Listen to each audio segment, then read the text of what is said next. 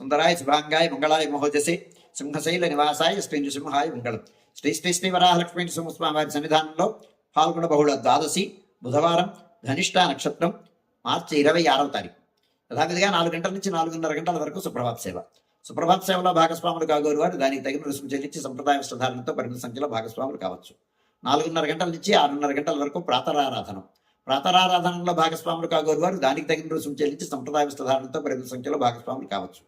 ప్రాతరారాధనలో భాగంగా నిత్యవేద పారాయణం, ఉపనిషత్ పారాయణం, దివ్య ప్రబంధ సేవాకాలం, అనంతరం ధూపసేవ సమయంలో చతుర్వేద పారాయణం, శ్రీరామాయణం, భారతం, భాగవతం, విష్ణు పురాణం, క్షేత్ర మహాత్మ్యం, వరాపురాణం, శ్రీవాక్యం, భగవద్ విషయం మొదలైన గ్రంథాలని పారాయణం చేయడానికి ఉపక్రమిస్తారు. అనంతరం బాలభోగ నివేదనం అయిన తర్వాత నిత్యహోమం, బలిహరణం అయిన తర్వాత మంగళాశాస్త్రం, చేతమరగోష్ఠి, తీర్థ వినియోగం అయిన తర్వాత చుట్టు సన్నిధుల్లో మంగళాశాస్త్రం పూర్తి చేసుకున్న తర్వాత సుమారు 6:30 గంటల నుంచి సర్వదర్శనం ఆరంభమవుతుంది. 7:30 గంటలకు సహస్రామార్చనం, 8:30 గంటలకు గరుడ సేవ, 9:30 గంటలకు నిత్య కళ్యాణం ఆరంభమవుతాయి.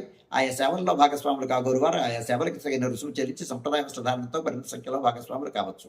11:30 గంటల నుంచి 12:15 గంటల వరకు రాజభోగ నివేదనం, మహానివేదనం. ఈ సమయంలో భక్తుల యొక్క దర్శనం నిలుపుదల చేయడం జరుగుతుంది.